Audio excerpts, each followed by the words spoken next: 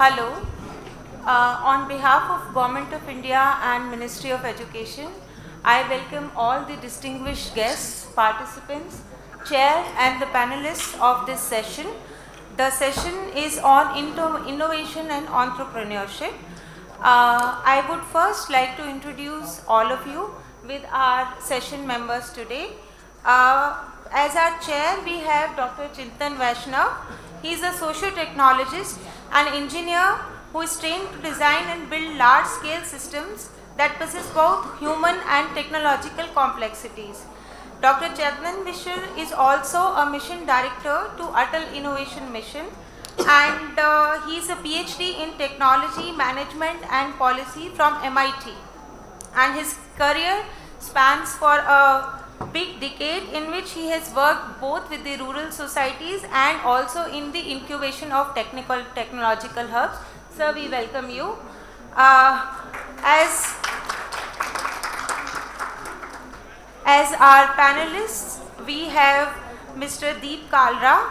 He is founder and chairman of Make My Trip. Welcome to you, sir. Mr. Hiranmay Mahanta.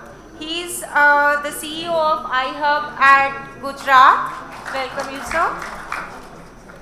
Shri Jalaj Dani.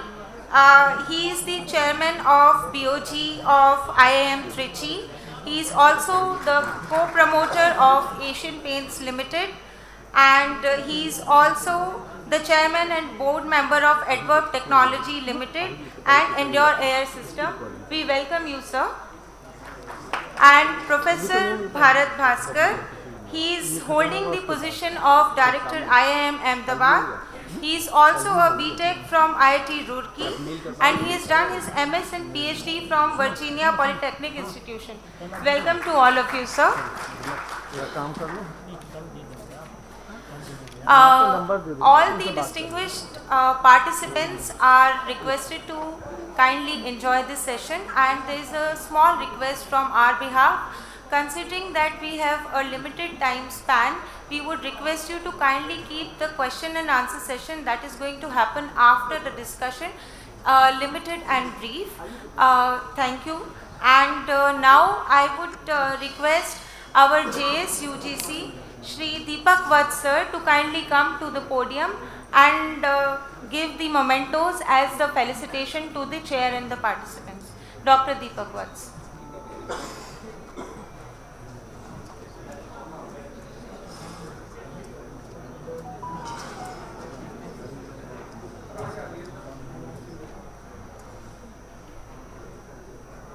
Amit Canara उनसे बात कर लीजिए.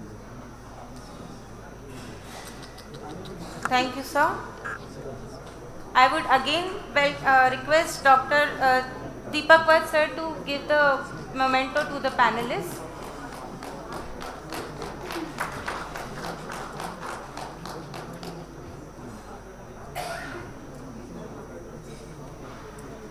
Now to Professor Bharat Bhaskar.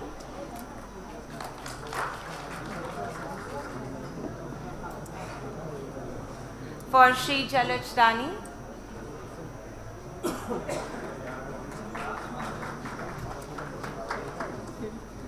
And now Mr. Hiranmay Mahanta.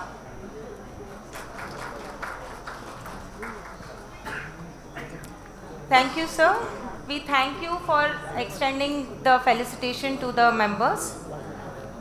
With your permission, sir, I would now request you to kindly moderate the session.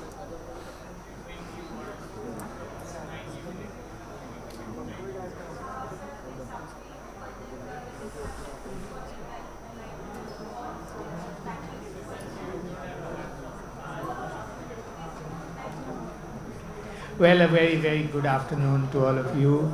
Thank you for joining us. Thank you for your patience. And thank you for filling up this room that does put pressure on us to make a lot of this discussion a lively one, which I'm sure it will be. Can I do a very quick show of hands to see who is here? Who is a faculty member, like a teacher, professor? Okay, all right, excellent. Then, are there people who are industry people in this room? Okay. How about startups? Startups. Yeah. Okay, some startups. Students who aspiring entrepreneurs, startups, etc. Okay, that's great. Mentors of some kind who are in none of the above categories. Okay. Is there anybody else that I missed, like investors? Are there investors here? Okay. Okay, there's an investor here. Okay. All right, that's good. And are there any school children? Okay. No, not in this room. Vice chancellors, directors of institutions. All right. Okay. Oh my God. That's great. Okay, this is a very well. So this room represents the more or less the entire ecosystem, if you would, and also is a very enlightened crowd. From show of hands, I can say. So we will sort of calibrate the conversation accordingly. Let me just set up the context here. We're talking about innovation and entrepreneurship. We're at the third year of the NEP 2020 celebration. So obviously at one end of the spectrum, that landscape on the input side is changing, right, through NEP 2020 as it permeates into the education ecosystem. There's of course the startup ecosystem, which you all know about, and I will I'll just say, you also know that we are kind of the third largest globally at this point. And when we were requested to do this panel, the context setting was as follows: that we used to be 86th on the global innovation index some 5 years ago. We are 40. Number 40 this year, right? Can we go to 25 by 2047? There was the context that was given to us. So what do you do to go to 25?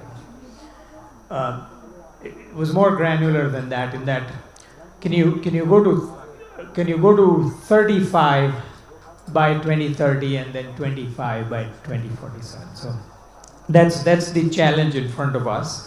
Of course, GII, as you know, is a relative ranking. So it's not only about what you do, but what also others do. And so how do you think about the absolute ranking or absolute sense of what is happening in our innovation ecosystem? Let me say something about it from the Atal Innovation Mission's point of view. I think our innovation ecosystem today is maybe 1/10 of the way. So we've gone 1/10 of the road. Nine times is still, so we'll grow 10 times is my thinking. How can one say that? So think about it this way. There's 100,000 startups or 1 lakh startups for 140 crore people. That means there's one startup in 14,000 people, citizens of India. If you go to a startup nation like Israel, there's one startup in 1,400 citizens. If you then make an assumption, which I think is a fact, that we have as much brains as anybody else, then we'll go 10 times. Now you may say, well, it's not only about brains, it's about this and that. That's granted. We will have to overcome all of those things also. But we can grow. That's the potential, right? So we are, in absolute sense, maybe around 1/10. I think beyond a certain level of job creators, you will need some job seekers, right? Because otherwise, what do you do? So anyway, so we are 1/10 of the way. Is this all a good thing to do? Well, again, let me speak from the Atal Innovation Mission's experience, which we have published recently. If you do cost benefit of these innovation activities, Atal Innovation Mission was started in 2016. By 20 2021, it had spent 1511 crores on its activities. And if you look at the tangible returns of these activities, this is what is the valuation of the startups it supported, or what is the, if every student that got sensitized, had they opted for that sensitization from private sector, what would they have to pay? That return is about 8,700 crores.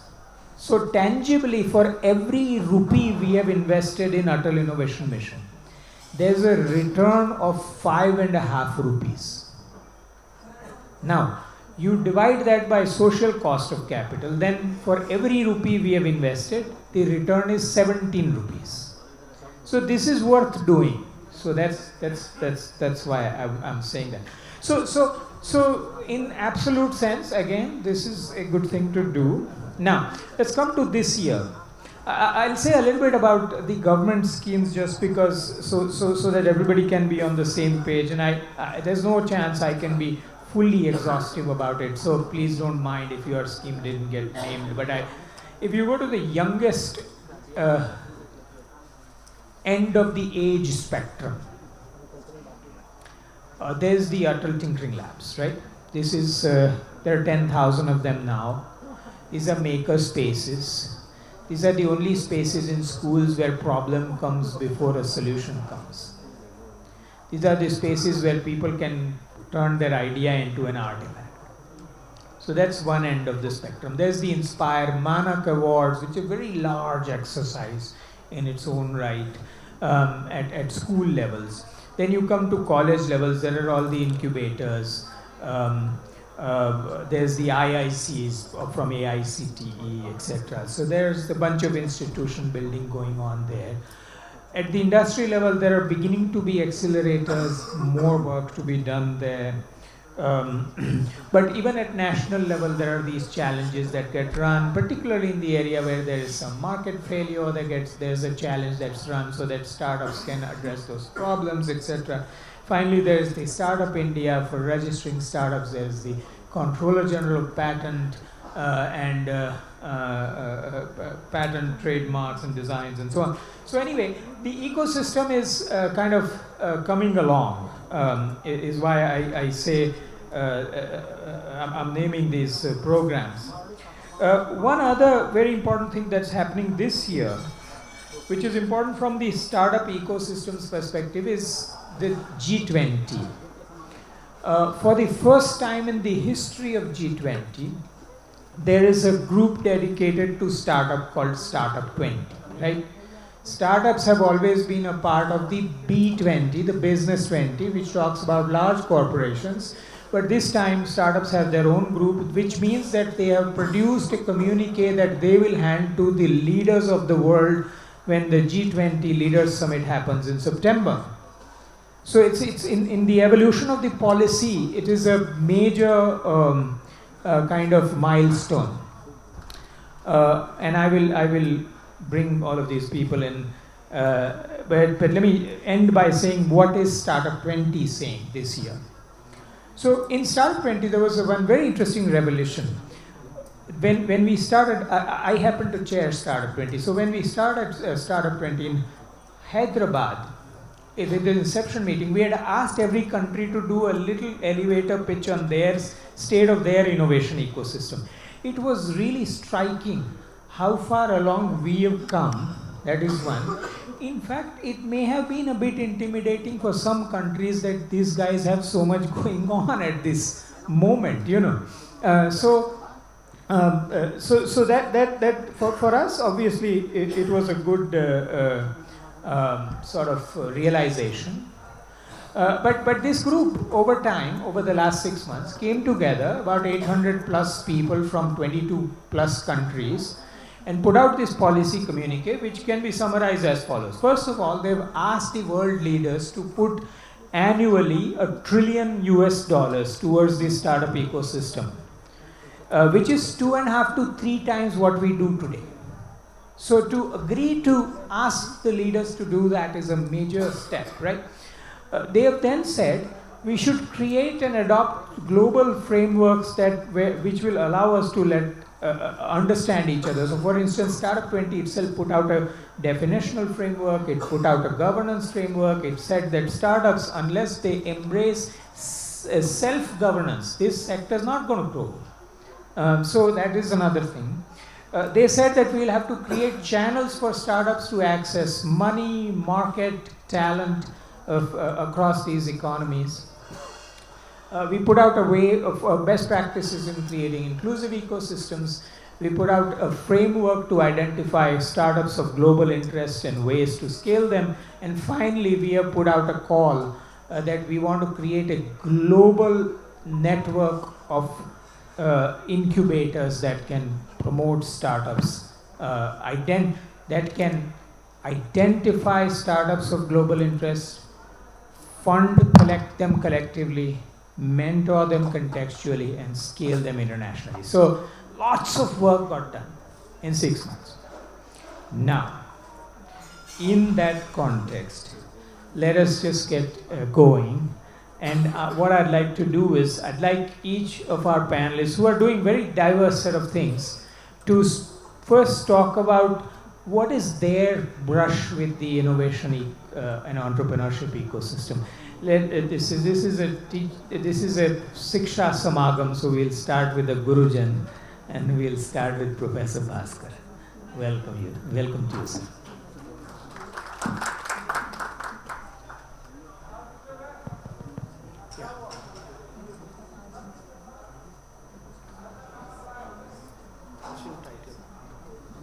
Our session is innovation and entrepreneurship. So if you are here for access to quality education and governance, you're not on the right plane.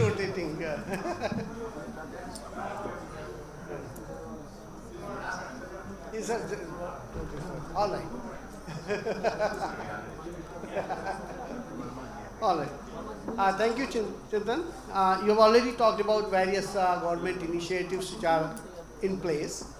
What I thought I'll talk about is, because a new education policy has come in which that innovation, entrepreneurship is the major focus.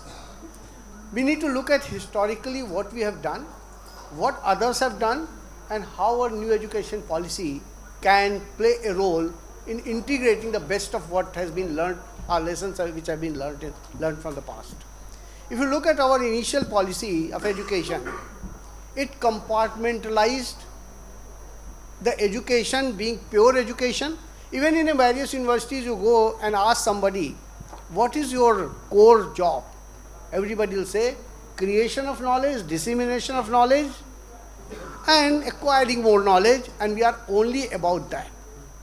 None of the universities, some of them may talk about today, in earlier era, will ever talk about our job is to create people ready for the market, ready for the jobs, etc., and so on. When you talked about government had created, so where will the research of the country will happen? So our model which we created was the CSIR labs. And a whole bunch of labs in every field we created who have done a wonderful job in accelerating the research, creating the research environment, but it was devoid of the education, or there was a boundary between CSIR lab, where the actual research was happening, and the education system, which was only talking about so the job creation was never a responsibility of anyone. That is why when previous thinkers or policy makers of that time realized, they created these specialized institutions called IIMs and IITs, etc., and so on, which will be at the interface, take the education, or what we will call the purist education, put it in practice, but then also their objective was that the government will create jobs in form of public sector units, and a whole bunch of PSUs were launched. And their job was to create manpower, ready-made manpower for these kind of setups. That's our historical perspective. 86 is the previous education policy which came into being. 1986 education policy when it came into being. Some things were changed.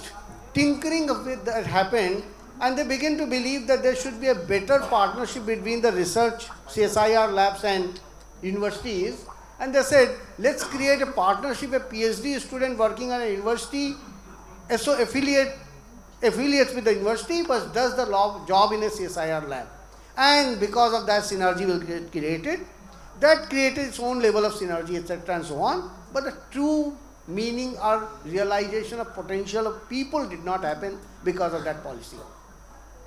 At the same time, if you look at some successful examples of the world, because if you integrate these three elements, ability to put the practical knowledge, ability to impart the purist knowledge, and ability to create a research environment into one single pot, magical results happen. A great example, well known to all of you, is the Silicon Valley. 1940s, Silicon Valley was a barren land. Nobody wanted to live there. California only was known for gold rush. If there was not that, it would have been like a New Mexico. Nothing better than that. And what happened in Silicon Valley? Stanford was a university, a B-grade engineering college at best, not anything more than that. But defense research was going to happen. Because Germans were at the peak, the radar system was at a unpenetrable at that point of time. One of the best or most known radio engineer of that time, Fred Turner, worked at Stanford University. So the government approached Fred Turner that you have to lead a team which will devise systems to penetrate the German radars. Otherwise, we will never be able to win the war against them, etc. and so on. So he agreed, and when he agreed, they said, we are going to put enough funding, maybe team of 200, 300, 400 people, as much as we require because we are in a war situation and we have to win the war. But you have to move to East Coast, Boston, because your engineering college cannot have that kind of ecosystem where these people will be able to come. Fred Turner shifted to MIT at that point of time, led that research. After doing all that, what he did, he came back. He recognized the importance why his engineering school is not at the top or is not even an extraordinary engineering school, because he doesn't have an ecosystem where the problems of the industry can be solved. And what he created there was an ecosystem. He called it Stanford Park or Innovation Park. The first seed. And he said, our all masters and programs will be tied to this innovation part. The courses were created in the elective model where people can do part of the work there and part in the class. Faculty was invited of that nature. In other words, they integrated the problem solving and a business creation together. Because when they were solving these problems, they begin to create businesses. Not only one company. When Shockley discovered transistors sitting in a Bell Lab, which is the root of the revolution of all this Silicon Valley, he was working for Bell Lab in New York or New Jersey, and from when he discovered the transistor, he wanted to form a company. Fred Turman approached him. Shockley, where did you graduate? You graduated from Stanford. Why are you not coming back to Stanford, form your company here? In my park, I'll provide you all the facilities. All the facilities were provided. Shockley came there, along with his 7 or 8 colleagues, formed first company called Shockley Transistors. Of course, Shockley was a great researcher, but very, very bad manager. So after 4, 5, 6 years, the company went bankrupt because they all fought amongst each other. But Motorola, Intel, you name Fairchild, all these companies were born there, which are the root of the Silicon Valley today. Right? Hewlett-Packard, one of the biggest donors, even till date, I think they have donated more than $300 million long back to Stanford University. Were invited again by Fred Turner to come to this investment park, and all they did was oscilloscope. Today we'll say hardly a device, but that time it was the greatest device. building that oscilloscope. Hewlett-Packard still is at the root of the Silicon Valley and continues to form. That's a different story, but what I wanted to tell you, when your education and the practice and the innovation culture comes together, the economy of US is not driven by East Coast anymore. It's actually driven by West Coast and Silicon Valley specifically. We used to say, if the automotive industry rises, US economy rises. Nobody says that today. It is only if Silicon Valley rises, economy rises. So it transformed the whole experience, transformed whole ecosystem from East Coast to West Coast. And when it happened, when we were executing our policy, now it's time for us to learn the lesson. This latest example, and I'll end with that example, and then I'll talk about what we can do in our what NEP provides us the elements and what we can do, is a Singapore. We are already being called a software giants, etc., and so on in the mid-90s or early 90s. India was establishing as a software prowess. Singapore had none, neither the software nor the hardware. They decided we need to have a quick strategy. Of course, a small city operating like a corporation rather than a country figured it out, put together a group, and they said, we got to have. And they said, what do I do and where do I get these researchers? In the National University of Singapore, they created Institute of System Sciences. ISS still exists, but the main part of ISS is now bifurcated from it as a different entity. Whole idea of ISS was form the groups in hardware, software, image recognition. The Singapore's problem, Singapore has that you walk into your house and government knows you walked into which house and which hotel, and this they implemented early 2000. Create this tracking technology, imaging technology, multimedia technology. Students of that university working in Institute of System Sciences created the technology, and Singapore government said, we will fund you. Many corporations which are successful, hardware corporations, mainly hardware corporations of Singapore, have their roots in Institute of System Sciences. These days called Kent Ridge Digital Lab or KRDL. Institute of Sciences has gone back to the original form. KRDL is a corporatized entity, again, and slightly arm's distance from Singapore, National University of Singapore. In India, we need to do that. As Chintan was talking about, we have a Atal Innovation Mission, we have a Idea Labs, so also Institute Innovation Councils. I think hundreds of them have been set up in various engineering schools, etc., and so on. So the elements of that, government through its initiative has created in the universities and institutions already today. NEP doesn't stop there. If we stop here, we will be again in that isolated mode. We will fail one more time in not achieving what NEP wants to achieve. We also in that isolated model create a Center of Incubation, Innovation and Entrepreneurship, CIIE, which has also been supported by government in various ways in IIM Ahmedabad. It's a very successful venture of IIM Ahmedabad. It has created tons of businesses. And it does innovation incubation in an area where other innovators are not doing, or incubators are not doing the job. We are always at the new edge. But we are not realizing the full potential of that as per the new education policy, integrating in the same form as Stanford or NUS had integrated. It's high time. These Idea Labs, we already have our own lab called CII, etc., and so on, needs to be integrated. Which means education has to incorporate in its curriculum the courses which are taught in the practical labs.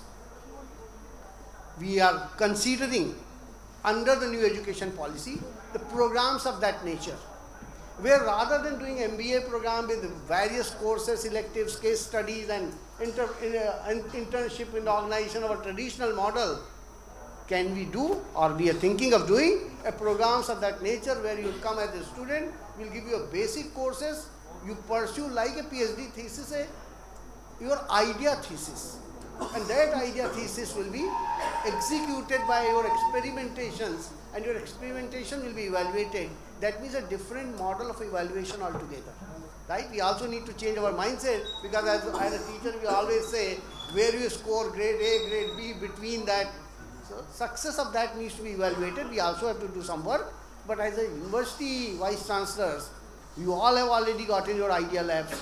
You have all, if you are AICT, otherwise you got in your institute, innovation councils in place. Integrated courses, degrees are offered where part of course curriculum is in those labs.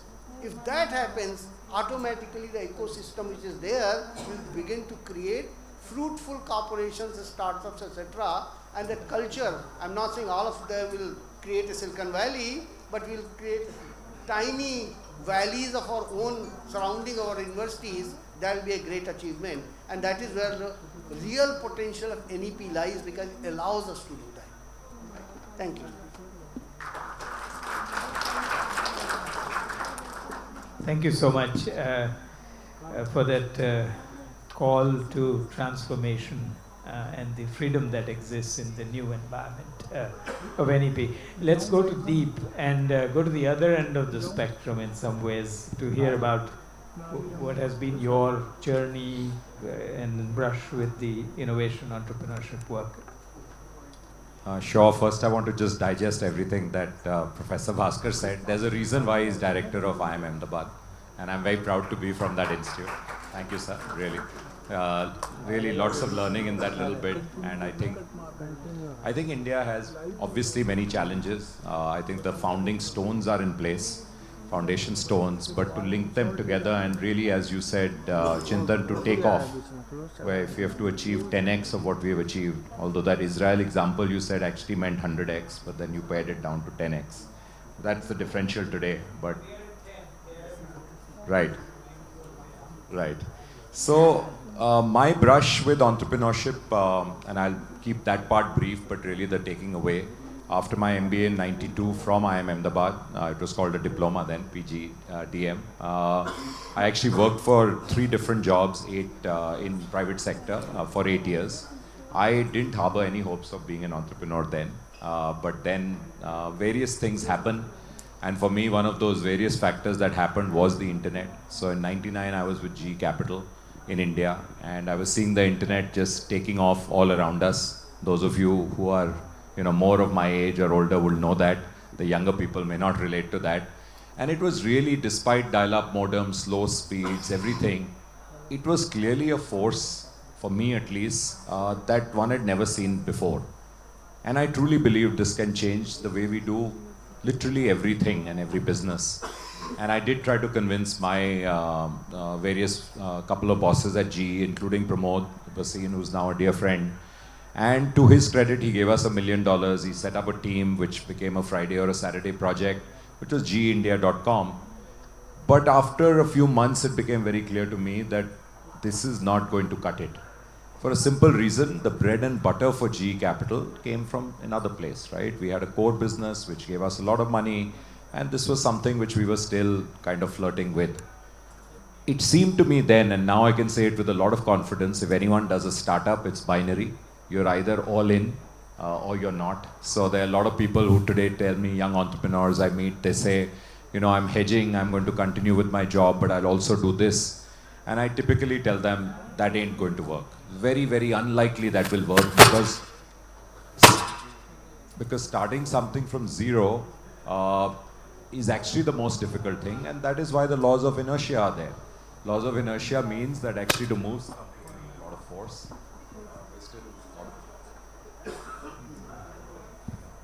Yeah, this might be better. Yeah, thanks. So, and because inertia is so great, you actually have to put full force behind something if you want to start it from zero, which is a tough thing. And that is why not all entrepreneurs succeed. In fact, the true statistic of number of companies that succeed out of total number of companies that are formed is such a small number that most venture capitalists don't want that number to get out. It'll dissuade people. It's actually in low single digits. And if that number comes out, then they're saying, who will turn entrepreneur? So there are ways to mitigate that. And we'll come exactly and squarely to your question, Chintan. But just before that, I still struggle with the idea if entrepreneurship and innovation, especially entrepreneurship, can be taught. Is it a cognitive technique at all? Unlike many, many other things. And after my own practical experience, 23 years of Make My Trip, working with a lot of young entrepreneurs through mentoring, there's a body called TIE, the Indus Entrepreneurs. I'm a very active board member. I've been a president in the past. And our cornerstone is that mentoring makes the difference. And I've come to the conclusion that you can definitely teach a number of facets of entrepreneurship in higher education. You can start very early. And those facets are the operational aspects, the nuts and bolts. You can teach market research, and you must. You can teach making, product iteration also. You can definitely teach marketing and finance, in fact, in the best possible manner, which will be used for fundraising, marketing your own product. And you can teach both operation research, OB, all of this can be taught. However, the X factors, let's call them the intangibles of entrepreneurship, if you may, which is risk-taking. So you've got 5 great ideas in your mind. You think they're all great. How do you assess which is the one which you will double down behind and back? Which is that one idea I am going to back. Forget an investor tomorrow.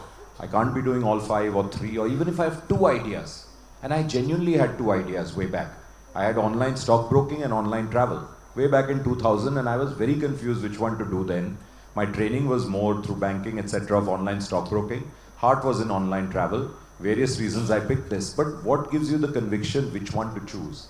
Very hard to teach, I believe. There are other ways. There is I think, light there. It's not like it can't be taught at all. The second one is culture.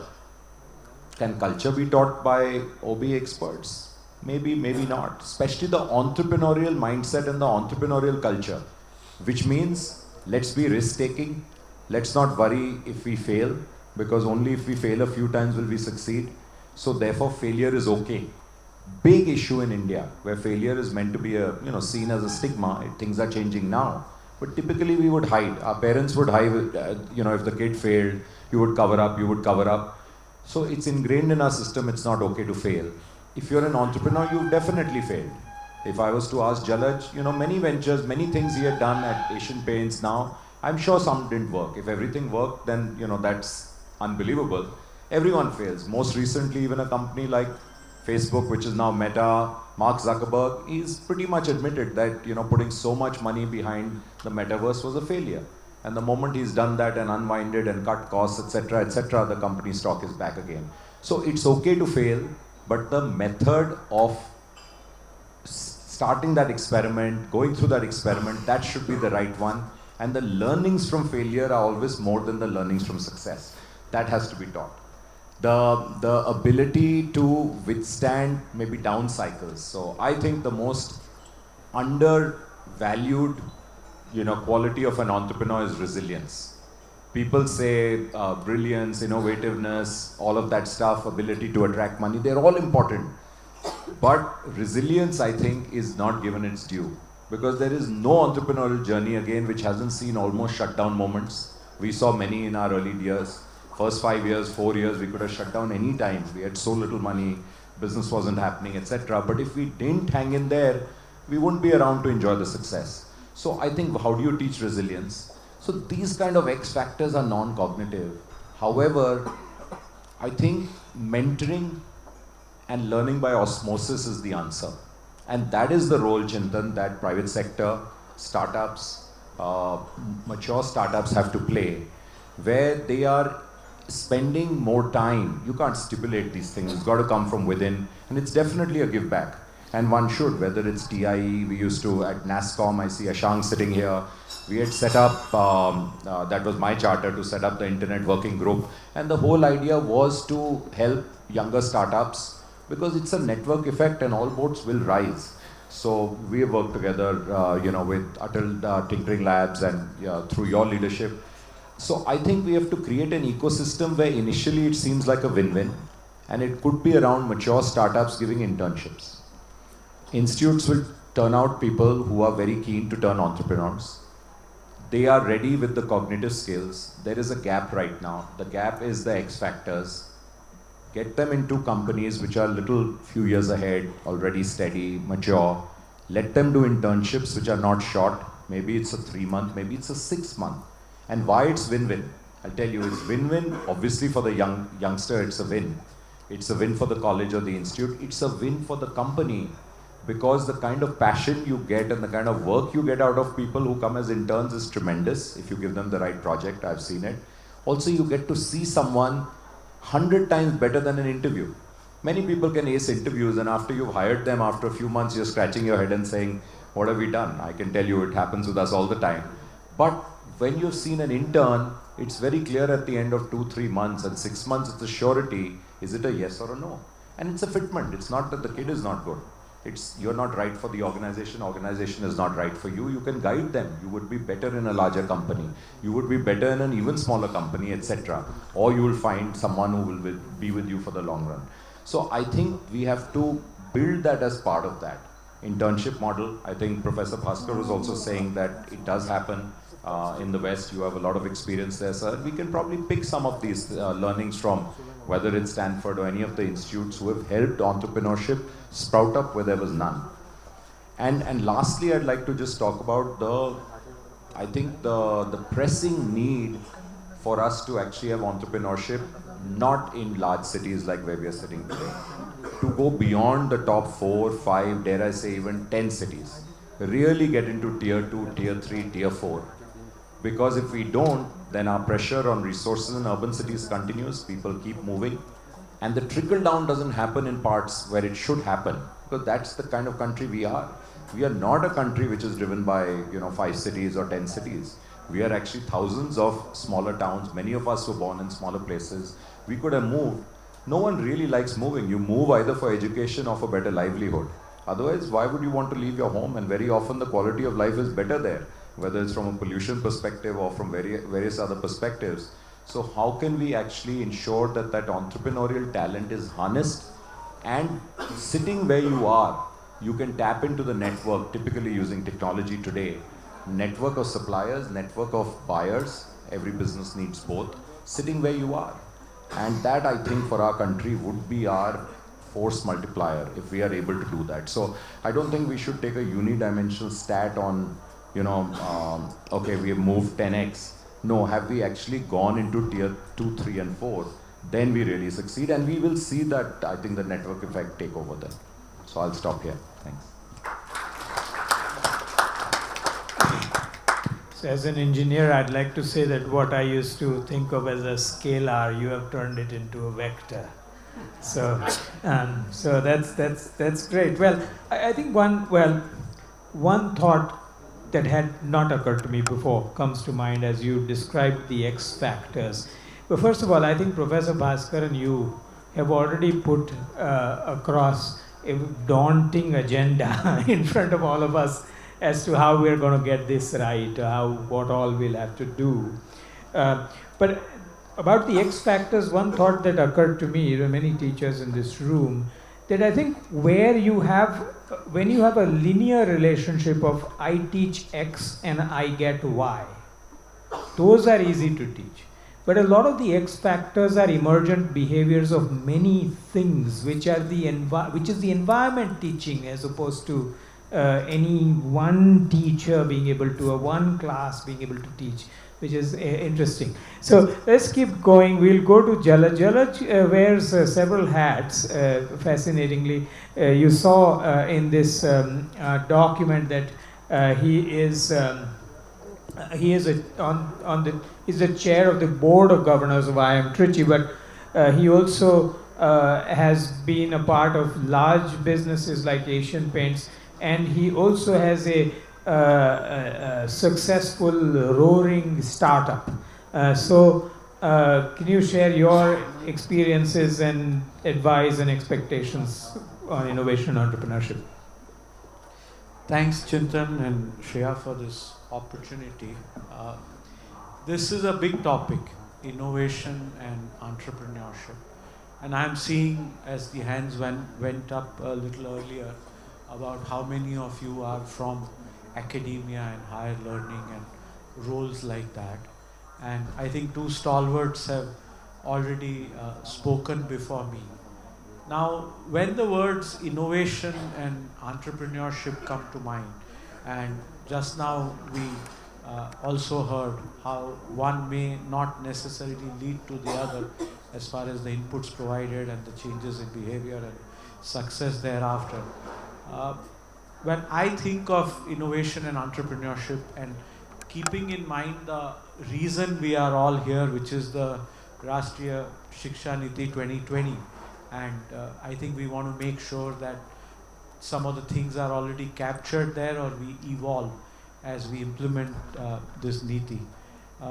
So one word that comes to mind is curiosity. And how do you teach, how do you inculcate, how do you encourage that behavior? What age? And as you grow up, you still need to, as it's famously said, stay hungry, stay curious. Now, how do you encourage that? And this is also necessary in successful organizations. This is not something which is there only as a startup.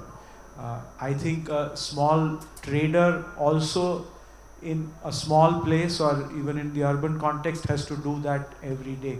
And everybody is an entrepreneur in that respect. And how do you capture some of that in the data is, again, I think something we need to keep in mind. But so one thing that comes to my mind is curiosity. Second is experimentation. So we say fail early, fail fast.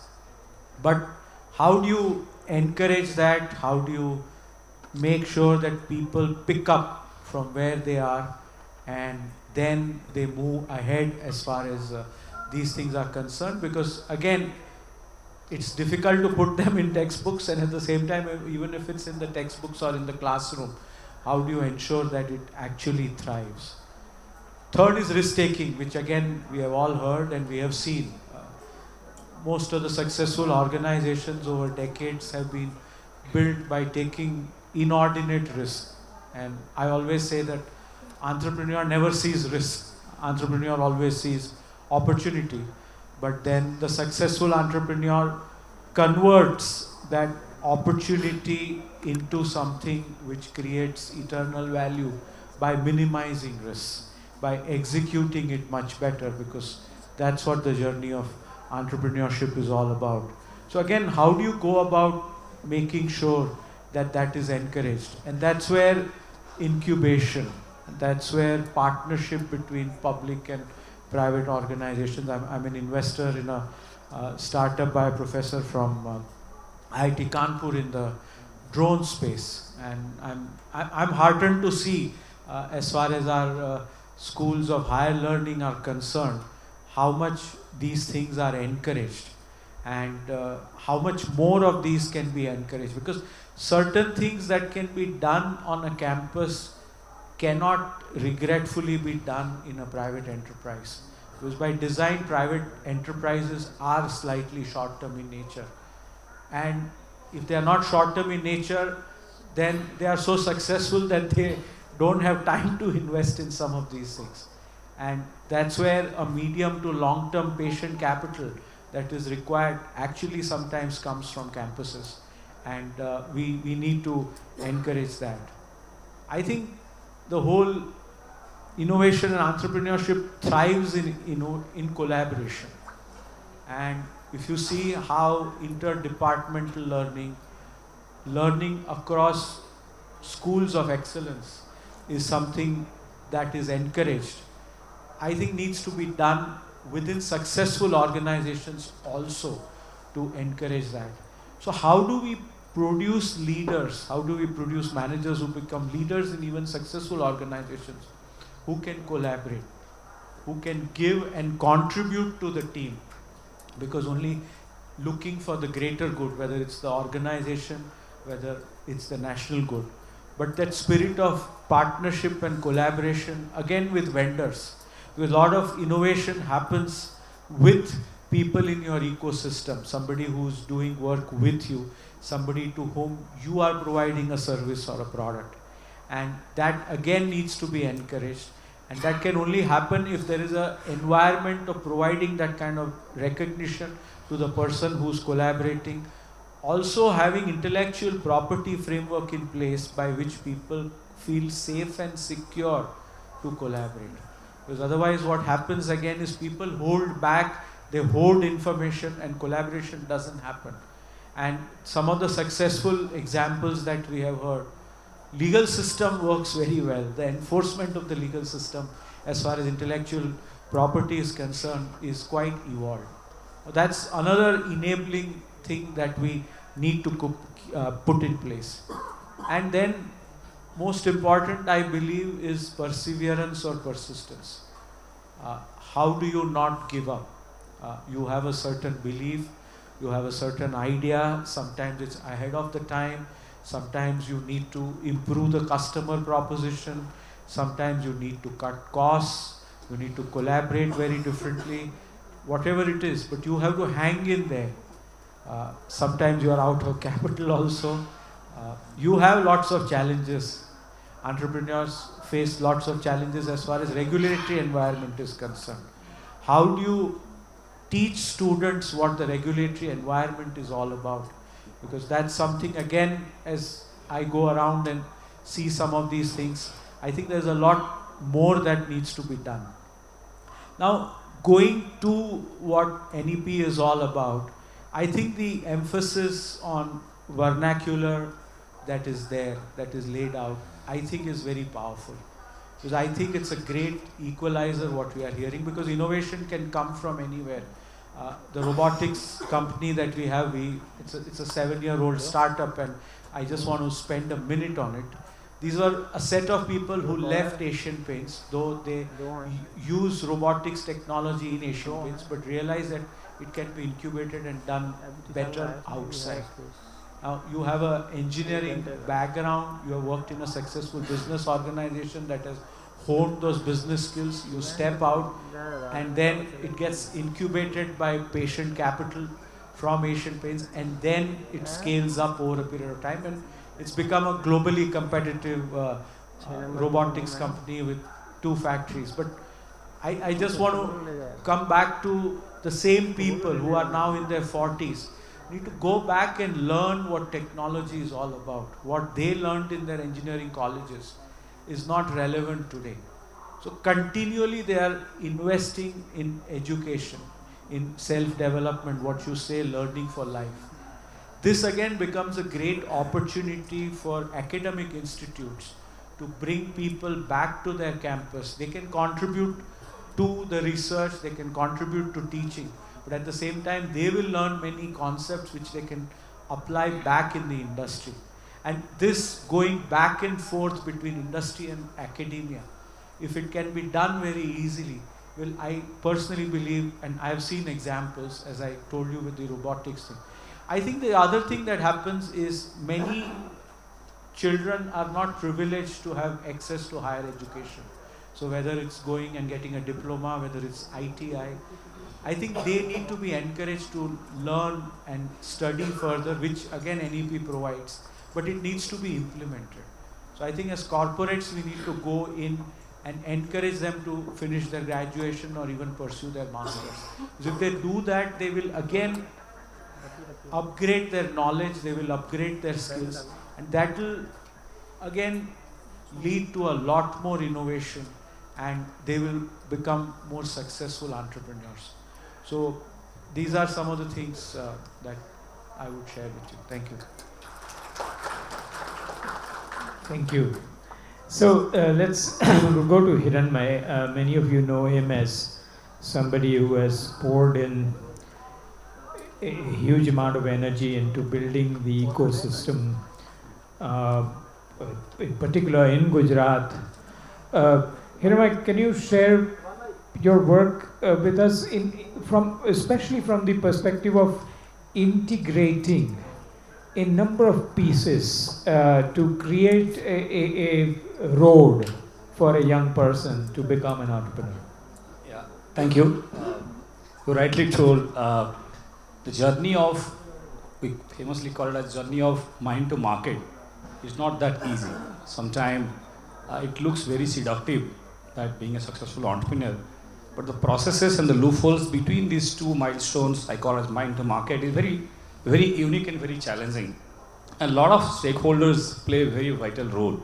So myself lead an organization in the government of Gujarat called iHub, whose primary job is to stitch those pieces and see that the journey between the mind to market of a young man is lesser painful, more productive, and more value to the country.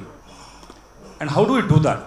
I will start with a small story and how policymakers need to learn. And because many of you are heads of institutions, so you can take some clue that how smaller interventions can also impact a lot of things on the ground level. A young boy comes to us way back in 2012 and he says, my professor told me that there is a dam which has partially collapsed and he want me to give a civil engineering project to see that whether I can respond to similar kind of projects and I need to work on the project. And we told, okay, go on, it's a real life problem, why don't you work on it? Built a solution, came back as an undergrad engineering student of Ahmedabad. Then while he built the solution, the professor and the student came to us. They told him, now the solution is ready. Are you ready to buy in the government? And of course, as you know, we tell people to innovate, but when we innovate, are there takers and buyers in the society? It's a real challenge. So anyhow, we could figure out, okay, let's get into that department in the government, we got it there. Somehow the innovators struggled a lot. Neither the professor nor the student imagine there might be such a big challenge to take a solution which is ready at a desk to implement on the ground. They did a decent job, did a pilot, worked for 2 years, built a company together. The professor and the student built a company together while the student was yet to pass out. And then after 2-3 crores of revenue, they came back and say, I think you can do far better. We told, okay. So then they changed their direction. They told, okay, forget about civil engineering. We studied civil engineering, but what if we solve a problem of computer science? Now NEP was not there. They were asking the question 6 years before. And then we told, how do we do it? So obviously, being in the systems, it helps. We called the director of the institute and go, okay, allow these guys, even if they fail, they'll be learning. They built a company called Crockspot together, and the teacher, the student. This company got acquired within 2 years by a company in Europe called No, which was later acquired by Intel. In 2 years, they got around $2 million of cash on the desk. Again, they come back and he says, boss, we have fun in the first, fun in the second. But now with experience of 2 moderate success and 2 partial failure, we want to build something big. We told, what next? You started civil engineering, did computer science. Now this teacher and the student comes and he says, now I want to build something in Web 3.0. We told, okay. Does that your systems allow? By the time obviously the student had passed out, he had the liberty. But teacher to wahi apna department mein hai, right? His policy, his systems. This boy was watching a movie called Gully Boy, and then he liked that movie song, Kal Apna Time Kab Aayega. So then he registered a company name, Apna.co. And exactly 21 months after the registration of the company, his company got valued at $1.3 billion as one of the fastest unicorn of the country. One of the fastest one. Obviously, the best fastest one came a week before. Again, a 3-month-old company co-founded by a boy in Ahmedabad, a $1 billion company in cybersecurity. One thing that we learned, such kind of young boys comes to us in the government, giving us gyan and knowledge, how we should innovate in the policy making. I myself was an entrepreneur in college, so I knew how the pain to take this stride of getting from mind to market. In 2015, what we did, we got a bunch of these people, professors who have tried taking risks, directors of institutions who have tried enabling risk. Because it is also a risk for an institution head to enable risk. You know, you might be getting CAG audits and so many things coming on. Why the money is going here, why the money is not going there. The vice chancellor of the universities has to take a risk. The secretary and the joint secretaries of the department has to take a risk. All the risk takers we call together, and majority were the young entrepreneurs like this boy. And we talked to them. And we asked only one thing. As a policy maker, as an ecosystem builder, what would you do? You know what these young boys told us? They told, sir, even if you don't do, we'll do it. Make sure that you don't come in the middle. So it's a big problem to solve. How do you ensure that you don't come in the middle? And then, the first thing that we did was, we told, okay, let there be policy of a state on innovation entrepreneurship designed by the beneficiary of the policy. So I can take the pride of saying that Gujarat government's innovation and entrepreneurship policy designed by startups and innovators, not by a consultant or by any officer in the state. So we decided that can we flip the game altogether? Can we make sure that the game changes altogether? And then we realized probably many often we are asking wrong questions to the right people. And when we designed a policy, we say that we will give this much of seed grant, this much of incubation, this much of acceleration. And we realized that none of these theories actually work on the ground. Many people surprise you telling that, okay, this might be good for an ecosystem like Koramangala, but might not be good for an ecosystem like Sanbalpur. So the ecosystem changes and socio-cultural context changes. So we need to understand those facets also. So what we did, we took a little risk. We went to, obviously I was complaining a lot on behalf of the startups to the government.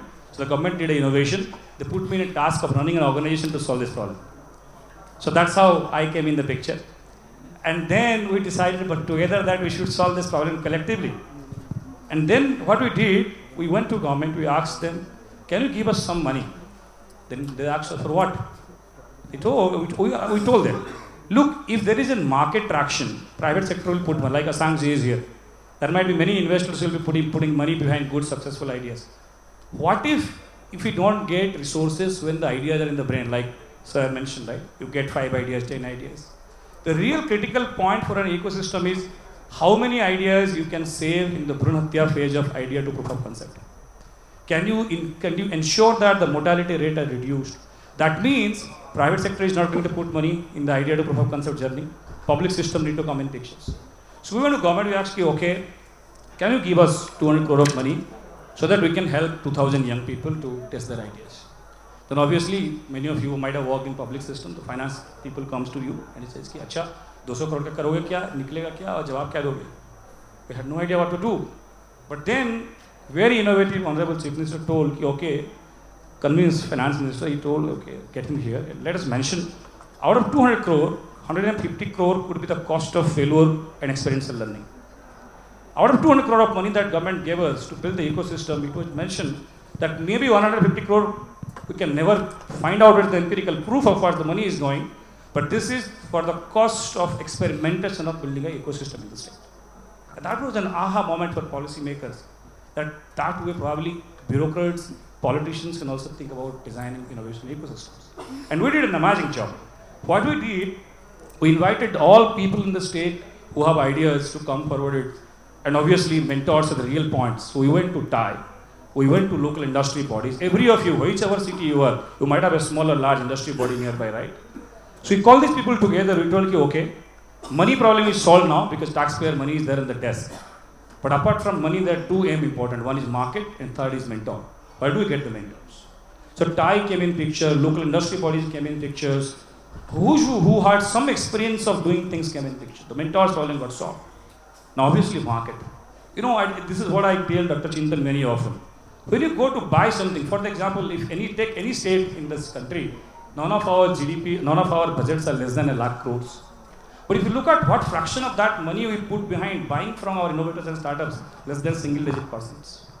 So if we don't buy what our innovator produce and we expect Israel to buy it, it is not going to happen, right? So we decided that we will flip the game.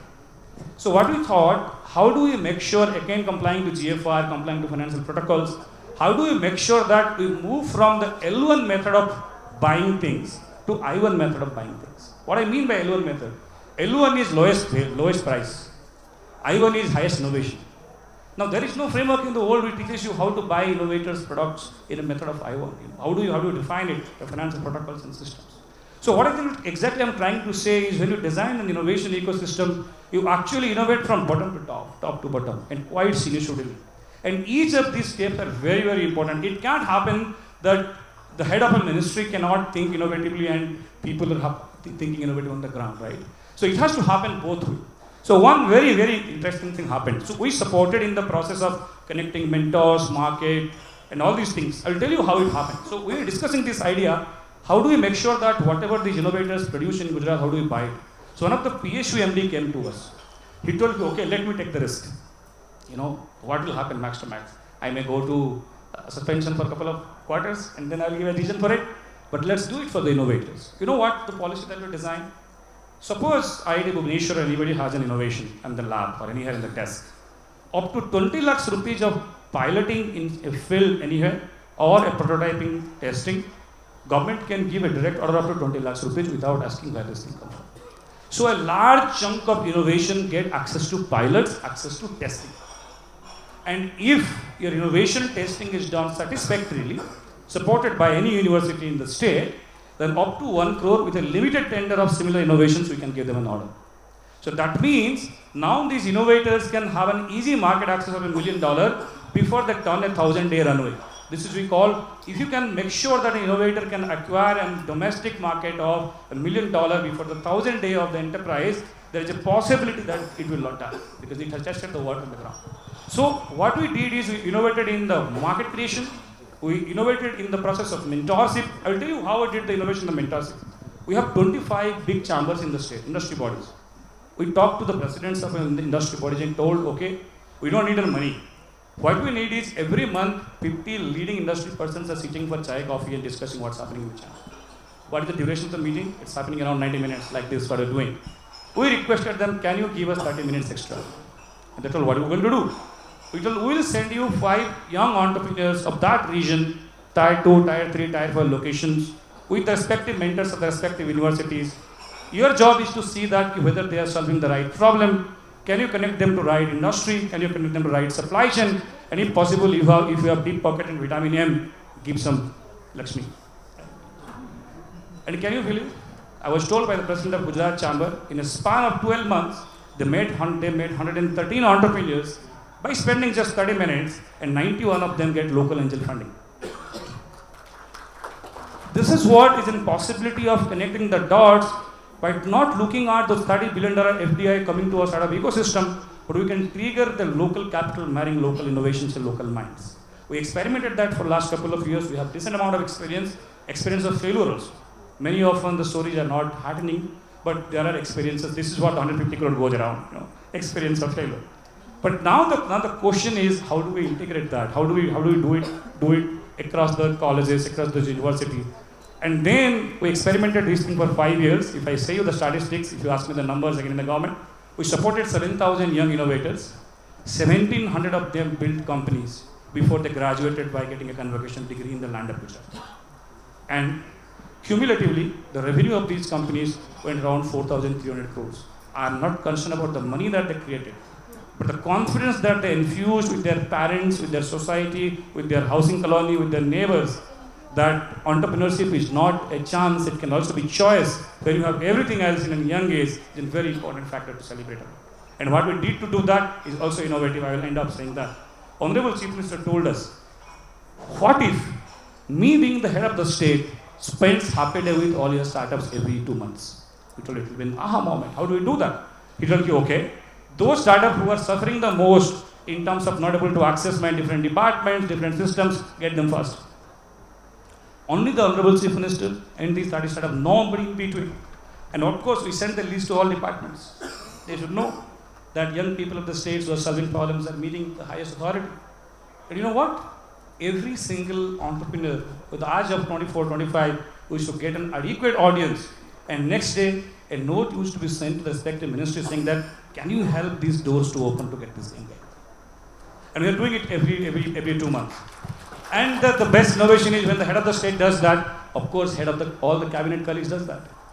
So my health minister calls me and says, I want to meet top 10 public health startups. Can you get them? I have 10,000 PhDs and CHCs in the state. I can give them a test bed. I have a market potential to do it. I have 10,000 doctors in the state, medical students in the state. I can enable the ecosystem.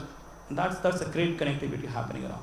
And when all these things happen, when the public life representative does that, bureaucracy cannot get away. So again, we are the only state where all our 184 civil servants are official mentors to our startups. They spend a weekend in a month, spending time what these young men are doing, what these young people are trying to do. It's not that they can add value or not, because it helps you sensitize what public need and what policy people need to touch. So an integrating loop of public to policy making get completed. And that really help us, like Deep mentioned, like entrepreneurs are lean, we as a government agency also trying to be lean. We also want to behave like an enterprising organizations. And out of these 1,700 companies that I mentioned about, I recently did a study, and this is what my department asked me, just to figure out how many of them are front benchers or how many are the back benchers. And you can get the guess. 65% of them are people sitting that side. That means people whom we consider minds in the margin are actually not marginal minds. They have a lot of minds. Only thing is they're lazy minds. They need to be awakening forces. They need to be given some trigger. They need some pulses to work around for their best things. And I realized one thing. Many often people think in this country that the best brains go out. Not actually. Best brains are lazy. They stay.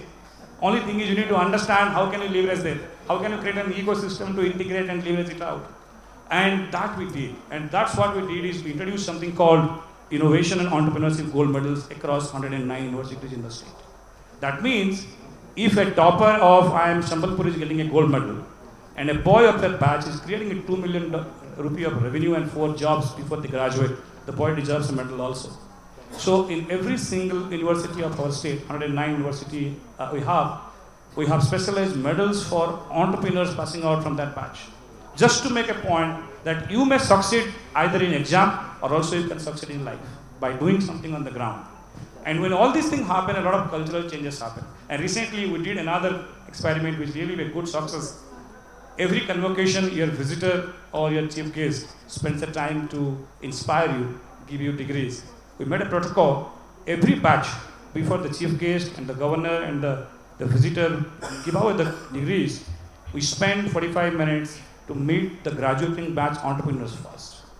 To give a message that people who did not take a right in this straight path of taking jobs also did a good job.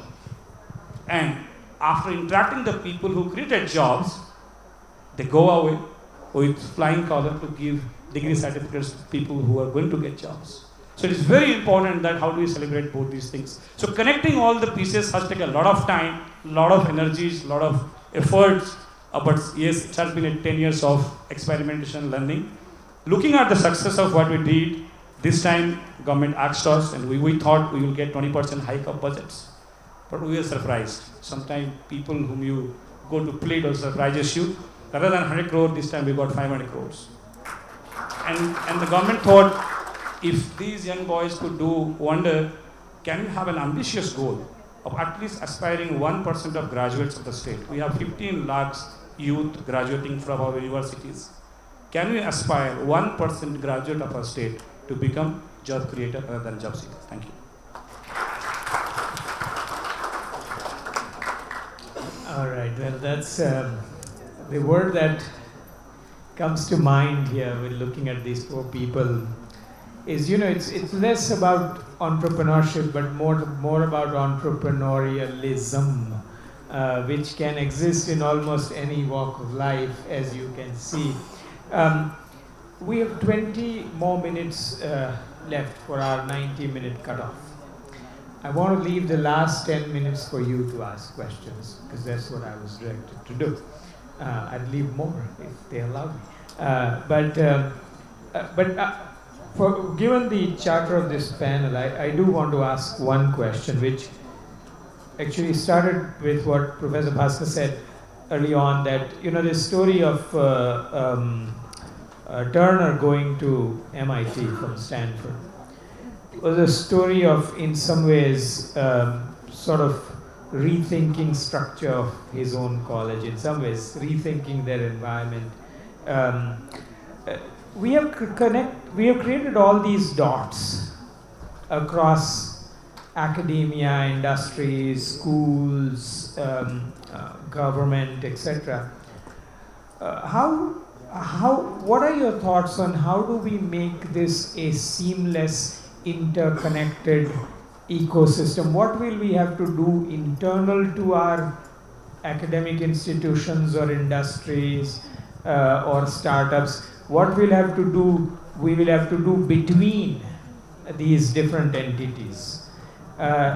Any best practices that each of you may want to share? Hiran may have shared a bunch of those, but may I invite you to, in any order is fine.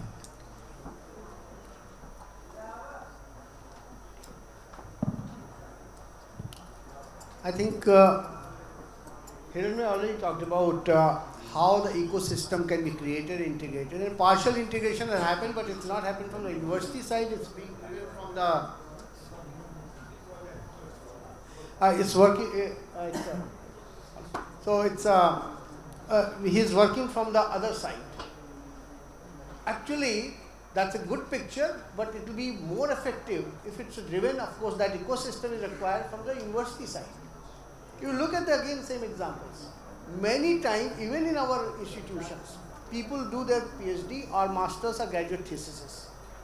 Many of those works are of a great quality, can be converted, but the ecosystem within that institute does not exist, or what iHub like connector does not exist, and because of that they complete the task, move on. Your internet browser is a great example of that. Right? The original browser was done in a public domain in what is called the Mosaic. Mosaic was a browser done by undergraduate students of University of Illinois at Urbana-Champaign. They went to National Center for Supercomputing Application, where they did their BTech final year project. Project got such a traction that people began to use it. They started downloading on the internet, began to browse through that browser. The ecosystem was not in Illinois at that point of time. A Silicon Valley investor, original owner of Silicon Graphics, who had just sold off Silicon Graphics company, was sitting there, and that time he was about 75 to 80 years old. And he saw the potential of that browser. Flew down to Illinois, contacted Mark Andreessen, and he said, all I want, you have done the Mosaic, it's in a public domain, can you redo it commercially? I will invest all the money. Idea would have died if it wouldn't have come to the notice of such an investor. Why should we leave such ideas to die or be successful only by chance? Stanford model is not leaving it to the chance. Illinois model was, because of the chance, it succeeded and whole world is a transformed place. What they created was a Netscape. That Mosaic's first commercial version came in form of Netscape, and we all know Netscape is the first internet valuation which happened through the stock market in Tizzy, and the internet revolution in the stock market started because of the Netscape. Stanford model on the other hand, you look at, again from the same PhD and master's thesis, William Joy or Bill Joy, his graduate work, working in that innovative environment where the thesis or project work is of nature, where he was creating a mid-sized computer. He created a computer, Vinod Khosla or Hun IITD, having a business acumen, picks up the idea. He says, why are you walking away from this point? If you join hands with me, together the ecosystem is next door. We are sitting in the middle of ecosystem. Why can't we create a company? They didn't have to wait for somebody. They had in their ecosystem and connectors right there. They just approached the next door, and Sun Microsystem was born. And we all have seen the success of Sun Microsystem, and Vinod Khosla we continue to celebrate because of that success. Again, Google. What is the work? It's a thesis.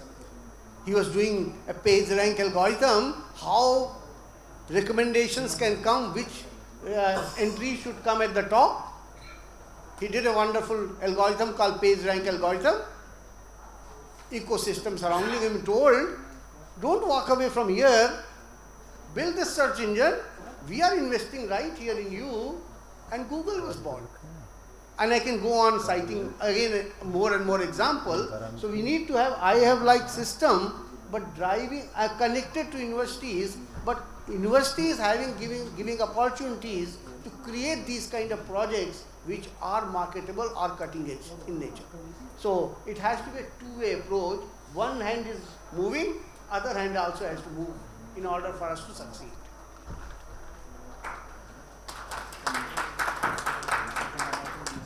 Anybody wants to add to it?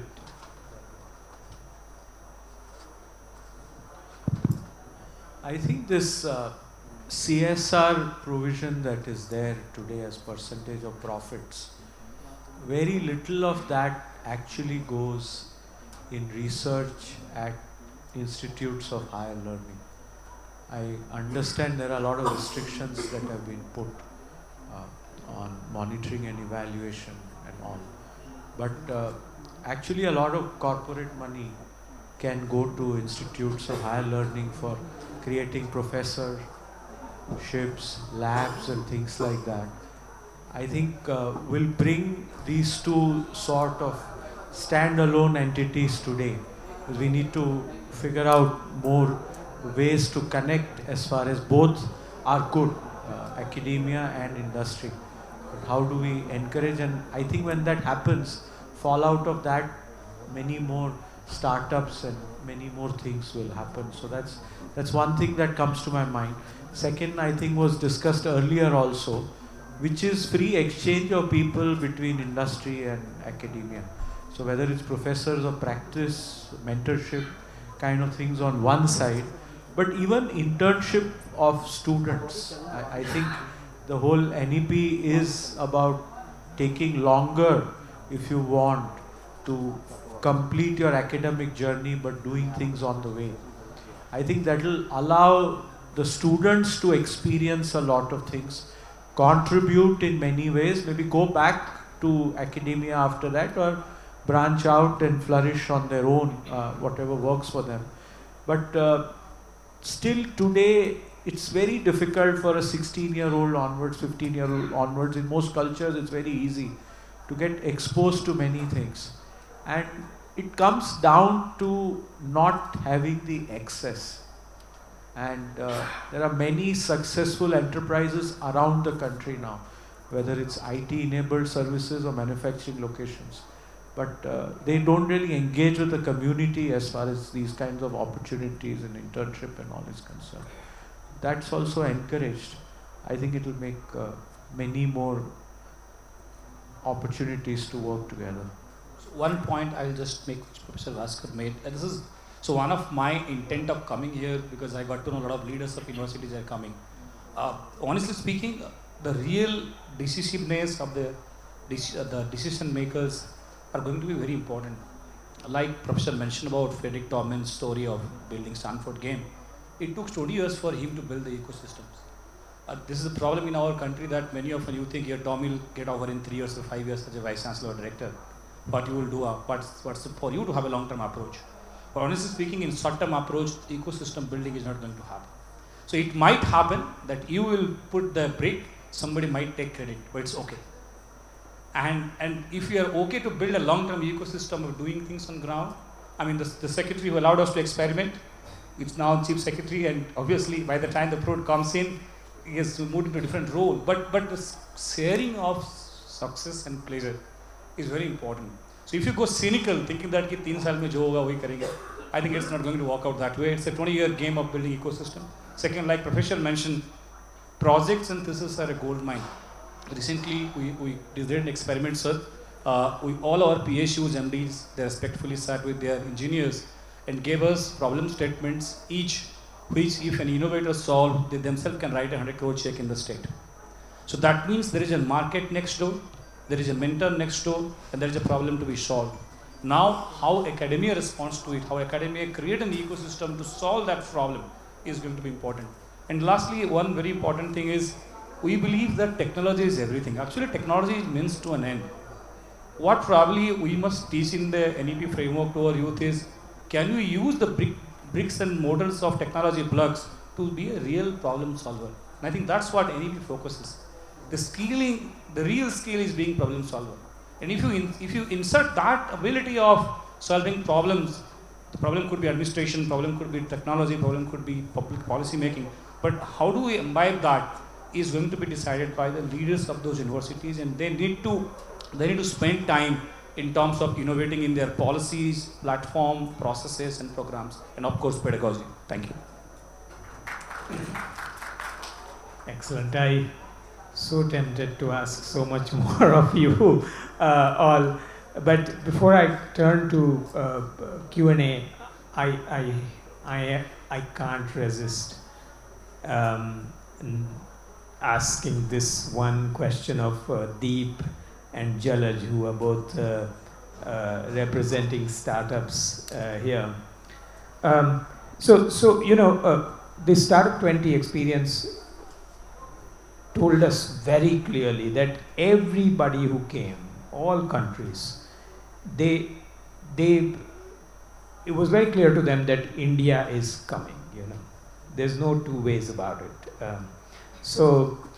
But it was also, it has been clear to us, but it was also, I think it's also clear to everybody else that the sum of our parts, I mean, the sum is much greater than our parts, you know, if we only brought it together. One of the X factors there is collaboration. And today, machines are much better at collaborations than we may be willing to be. Can you say a little bit about what do you think about it, the importance of collaboration in entrepreneurship or entrepreneurialism? Yeah, I don't know if you've coined that word or it exists, but I'll check it up. But no, I think you're right, Chintan, and I think the problem is, and we have to be very honest about it, that Indian startups, particularly in the tech space, have suffered from a double whammy. So normally in many countries, and some of them go to the extreme where they protect the startups a lot and they protect the ecosystem, India opened up the doors very, very early, right? So we have startups in all fields, international, multinationals, competing. So very often, smaller companies have not been able to come up in some very critical fields. And you can argue that China is on the other end of the spectrum, but then they've created, you know, behemoths like Baidu and behemoths like, yeah, exactly. They've got so many companies which would not have got born if the multinationals were allowed there, particularly the American companies. In India, despite that, many startups have come up, but then along the way, many got gobbled up. And why I'm giving this background is, I think it is upon us, our responsibility as an Indian company, as a startup, all of us, to work with, give a chance firstly to other startups. We don't have to be guided by the rule of big companies and definitely not by the government. Oh, we can only work, like Renee said, there's got to be a process or a tendering. We don't know. We don't need to. Of course, you have corporate governance. But if we don't give a chance to startup companies as vendors for either other technologies, sometimes it's for recruitment, sometimes it's for, canteen food, whatever it is, then who will? And that in itself starts a very interesting ecosystem. I'm not a big believer in the super app theory where everyone will do everything well. I think it's super specialization. And another reason why you need to collaborate, and it could be strategic, it could be commercial, that depends. But it is imperative that Indian companies work closely with other Indian companies because all boats will rise. This will help us. And even now, we might be down the line, but we should get the level playing field because technically today, a foreign startup, even now, can get away on some taxation issues which Indian startups can't. So, but that's a topic for another panel, another discussion.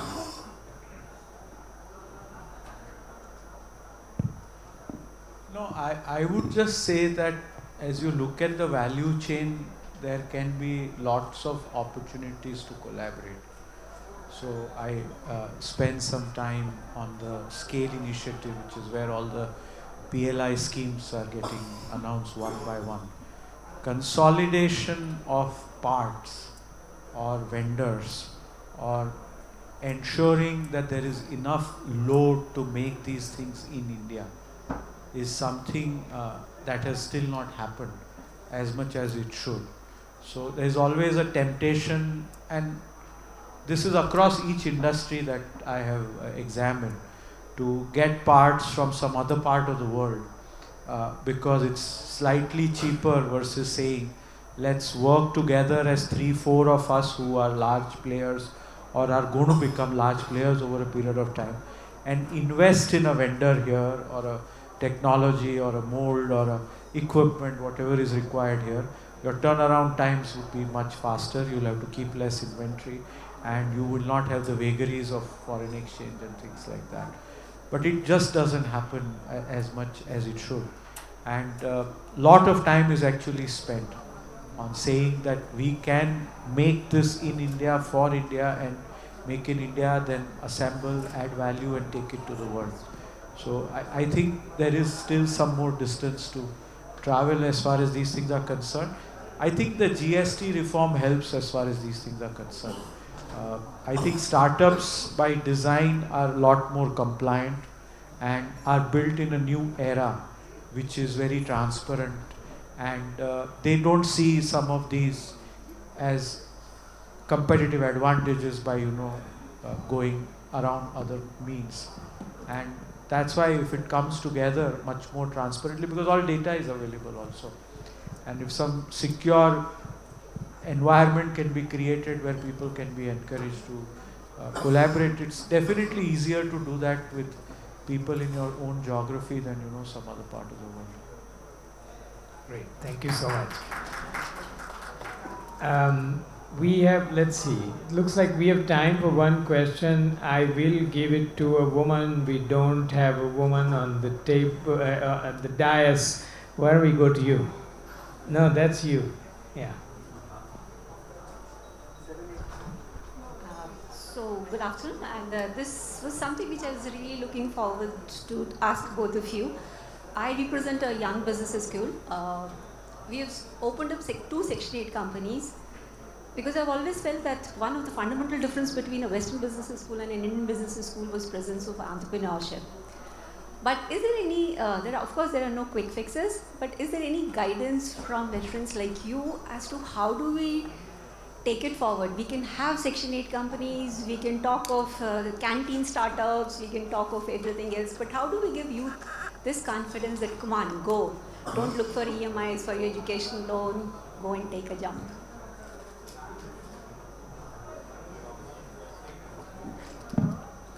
No, I think you missed some part of the earlier discussion. I just probably saw you get in. So I definitely think that there's a good number of factors, what I call the nuts and bolts, which can be taught. And today the time is ripe. I think even 10 years ago, maybe not 5, it had already started. About 10 years ago, entrepreneurship was still not a celebrated word. And it was something which people frowned upon. I was telling the panel before this discussion, if you didn't get anything else, then you became an entrepreneur. That has changed fundamentally. So I don't think there needs to be a push actually any longer. You go to colleges anywhere. I go back at least once a year to IIM, or I go to Ashoka, or I go to other colleges where I speak, and I talk to the students, and I love asking by show of hands how many people want to become an entrepreneur, just to get a sense, and it's staggering. So there is no push required there. I don't think that is the gap.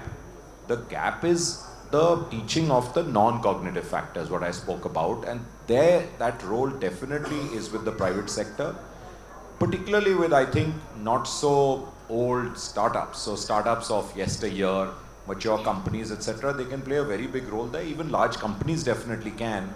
But large companies, you tend to get siloed. You'll be working in one department, and that's the way it's structured. It's just very hard if you get into even if it's, Jalaj's company, if it's Asian Paints or Hindustan Levers, great companies, you may not get the opportunity unless you're a management trainee to see all facets. You come to a young company, very soon you'll be sitting in the same room as the CXOs and battling the same problem and trying to figure out why, how to crack this, doing hackathons, spending the weekend, like literally you'll breathe that air, and you learn that through osmosis. You'll also learn for yourself, am I cut out to be an entrepreneur or not? Is this the right company or not? So I don't think any pushing now is required.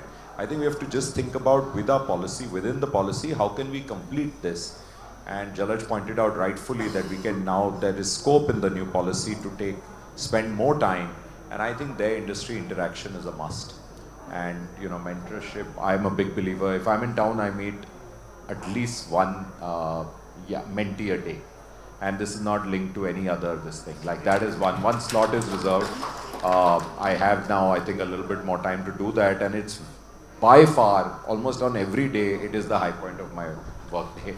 Because that's, you learn.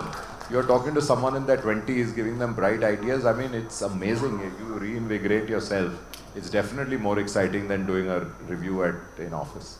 Yeah. I can't agree more. Did you say 2 people? Did you mean me or the person? Me. Okay. Well, so there was one memorable debate I've had on this with Secretary DST, former Secretary DST, Ashutosh Sharma. We were we were trying to go to how do you impart the risk appetite, and I agree that for young people, they are there, you know, they want to do it. I think the chasms we have to bridge are, wouldn't it be nice to have more families believe in their young entrepreneurs? Wouldn't it be nice to have more industries believe that academics can be entrepreneurial? Wouldn't it be nice to have more academics believe that industrialists can be interested in deeper questions and solutions coming out of the lab? Wouldn't it be nice if governments believed that private sector is as much of a problem solver as the public sector, and so on and so forth? I think these chasms we will have to bridge, you know, culturally. Then I think young people will do it. We have 720 million of them under 30. That's Right. Europe and United States put together. You're very correct. I think this is more of a social culture also, because there's so much of pressure on them to get a package which is worthy of an IIM or IIT, you know, That's and right. someday they have to get over it. That's right. So with that thought, shall we bring it to a close? I think Shreya has been very patient with us. Thank you very much, everybody, and let's give a big round to the panel here. We sincerely apologize for the cut short Q&A session because of shortage of time. I would now request the chair to kindly give his closing remarks for the session. I think, let's see. Let me see if I can summarize in one sentence what each of you were trying to say. I'll take on that entrepreneurial task. I think Professor Bhaskar's narrative to me, it tells me that each one of us will have to rethink our institutions, whatever they are. Go somewhere, learn, rethink, rebuild. I think, and flexibility is there in NEP. To me, I think Deep's narrative tells me that let's teach what we can. Let's build the environment for what we can't. Young people are ready to do it. Let's see. Jalad's narrative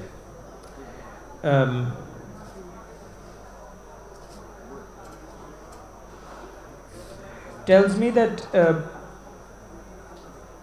there are a number of fundamental things that we'll have to do. Curiosity, failure, appetite to fail, risk taking, all the way to perseverance. These attributes matter as much for successful innovation entrepreneurship as anything else. I may not have summarized it that well.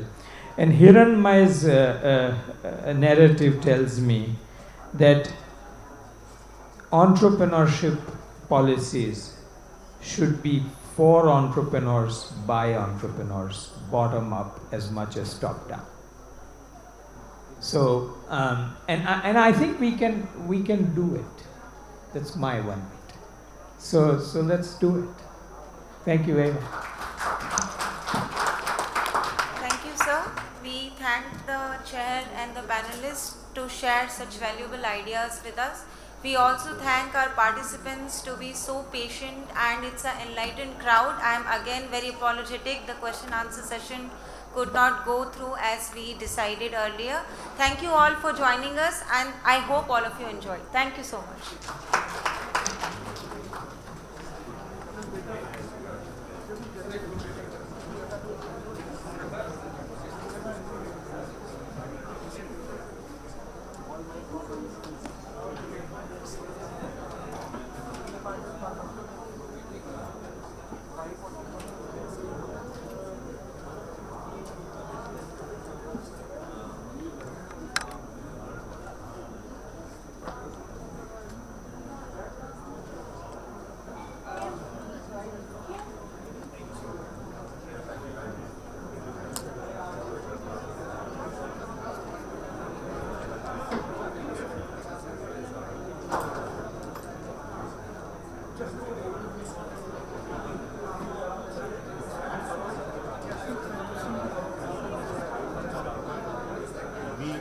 Please.